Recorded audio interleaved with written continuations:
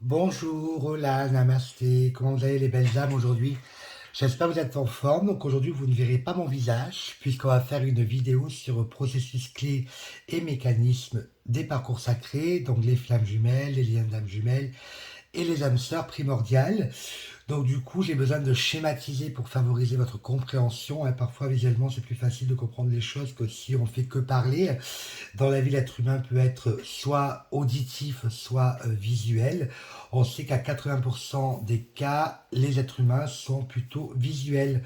Donc pour cette vidéo, je vais passer par la schématisation du processus du changement, donc le cheminement que l'on fait intérieurement en tant qu'individu sur un parcours sacré. Donc on va démarrer de suite dans le vif du sujet, hein, bien évidemment. Donc je vais représenter sur cette feuille A4 qui est toute blanche pour l'instant mais qui sera complétée au fil du temps, une petite courbe, hein, bien évidemment. Tac. Une courbe bien sûr en évolution avec des hauts et des bas, bien évidemment, tout dépend de la situation dans laquelle on va se trouver. Et dans le cheminement intérieur, donc qui est le processus du changement, hein, bien évidemment, il va y avoir différentes étapes. Alors la première étape du changement, hein, étape numéro 1, hein, bien évidemment, je ne sais pas si vous y voyez, oui, je vérifie quand même, hein, c'est le choc. Donc le choc, ok, topper surprise. Topper surprise. Donc, il se passe quelque chose qui vient chambouler votre vie. Ok, c'est la partie choc, le choc émotionnel. Quand cette chose arrive dans votre vie, on passe automatiquement dans une phase de déni. D'accord. Le déni, je le rappelle par rapport à une vidéo que j'ai déjà faite sur le déni, c'est se refuser de voir la réalité en face. C'est tout à fait ce qui se passe chez nos masculins, ok, quand ils actent la partie de la séparation. Donc on est dans le déni, ok. Je n'y arriverai pas. Je n'y arriverai pas, ok. Donc c'est refuser de voir la réalité en face. Donc dans ce cas-là, bien évidemment, votre masculin va devenir amnésique et occulter en fait le lien très très fort qui se passe avec vous. Il va souvent le masquer par de l'amitié, d'accord, et il ne mettra pas le terme amour dedans. Donc en fait là on est dans le non, hein, ok. Donc ça, c'est plutôt pour nos masculins, puisqu'ils sont la partie inconsciente à la base sur les parcours sacrés, et ils deviendront conscients lorsqu'ils vont être en réveil, en passant par la phase de l'éveil. Donc on a une phase de déni. Ensuite, après que ce déni ait pris place, c'est là où ils vont activer le bouton on et off, hein, on va rentrer dans une phase de frustration. D'accord. Donc là, vous voyez, on monte. Ok, généralement, le masculin dans le déni, hein, il repart dans sa vie, hein. Vous n'existez plus, vous n'êtes plus au premier plan, hein. Il retourne avec sa tierce, alors que auparavant, dans l'une de miel, la tierce ne comptait presque plus. Là, hop, il se recentre sur sa vie de couple s'il est en couple, ou alors il papillonne de relation en relation, comme s'il ne vous avait jamais rencontré. Donc du coup, cette phase, elle dure qu'un temps, puisqu'après, il va être pris par ce qu'on appelle la troisième étape, qui est la frustration. Ok. Donc, on doute de soi-même. Donc là, on arrive dans le doute. Donc c'est là où arrive toute la partie remise en question. Alors bien évidemment, ces phases se font en fonction du temps. Mais je vous rappelle que le temps est terrestre, n'est pas dans le divin. Donc ça peut prendre plus ou moins de temps en fonction de la personnalité de chacun. Donc on est dans l'incertitude. Incertitude. Et du coup, dans la colère. Et j'ai envie de rajouter la dualité. Donc on rentre en dualité avec soi-même, ok. On est dans le combat entre l'ego, l'âme et le cœur. L'ego veut aller à droite, l'âme et le cœur veulent aller à gauche. Ça, je l'explique très bien dans une vidéo. Je vous laisse aller voir ce qui se passe.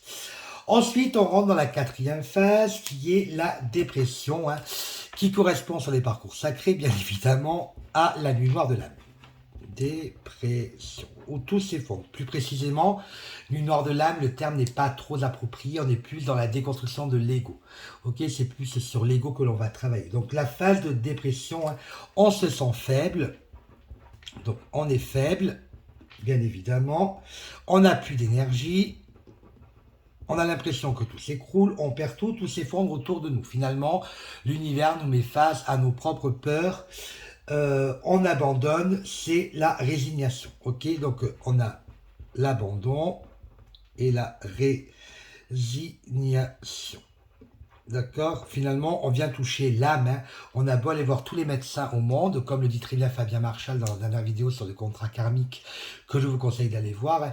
Ils ne trouveront pas d'explication à tout ça, puisqu'on touche l'âme, il n'y a pas forcément de remède quand l'âme est touchée. Donc ça, c'était la 4e phase. Ok. La 5e phase, ok, c'est l'expérience.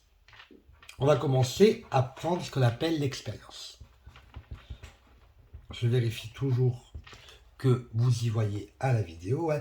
Donc là, ce qu'on appelle la prise de conscience. C'est là où justement on sort de la nuit noire de l'âme et qu'on commence le chemin et le processus de guérison dans les parcours sacrés. Donc prise de conscience sur ce qui arrive, ok, sur ce qui se passe. Ok, on commence à conscientiser, hein, on commence à être en éveil, ok, pour se diriger vers un réveil. La 6e phase, et c'est là où ça peut être plus ou moins long, parce que l'expérience peut être très très longue dans le temps, hein, c'est la décision. Et c'est là où il ne faut plus être axé sur le temps, chère féminine, bien évidemment, puisque ça peut être une phase assez complexe. Donc la phase de décision, donc voir les possibilités et les opportunités, hein, qui s'offrent à nous. Donc voir les opportunités, les possibilités que l'on peut aussi envisager, hein, d'accord, être du coup positif, ok,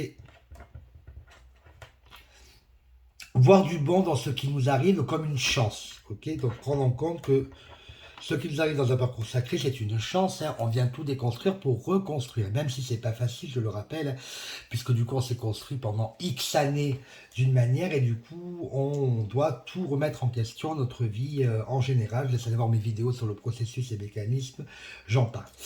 Et la 7e phase, donc la dernière, c'est l'acceptation. Tac, je décale un peu. L'acceptation, alors ces 3 phases-là, hein, sont souvent les plus longues, hein, d'accord, je préfère le préciser, hein. Ça peut prendre des mois, des années, tout dépend la personne que l'on a en face. Donc c'est l'intégration qui est l'intégration, pleine acceptation de la situation, hein, donc on est dans la conscientisation, c'est-à-dire que là généralement les masculins sont en réveil, c'est inévitable, hein, et vivent une nouvelle vie et être heureux. Donc heureux, nouvelle vie. Bien évidemment. Donc du coup, voilà toutes les étapes du cheminement intérieur dans une vie lambda, mais encore plus dans un parcours sacré. Alors, pour arriver à l'acceptation, ok, et la prise de conscience, donc les 3 dernières étapes, 5, 6, 7, souvent, on doit, en tant que masculin et féminine, mais plus les masculins, se répéter pour intégrer, ok, le processus du changement. Ok, donc ça c'est hyper important d'insister et du coup on doit à chaque fois intérioriser. Donc voilà comment se passe le processus de changement et le cheminement intérieur, hein. On part d'une situation à laquelle on ne s'entendait pas du tout, hein, pour arriver justement à la déconstruction, ok, pour arriver à une autre version de soi-même. Donc voilà, j'espère que cette vidéo vous a plu. Je vais quand même mettre le titre sur le schéma, comme ça vous l'avez bien évidemment. Ça sera beaucoup plus complet. Donc c'est le processus de changement. Tac. Le cheminement intérieur.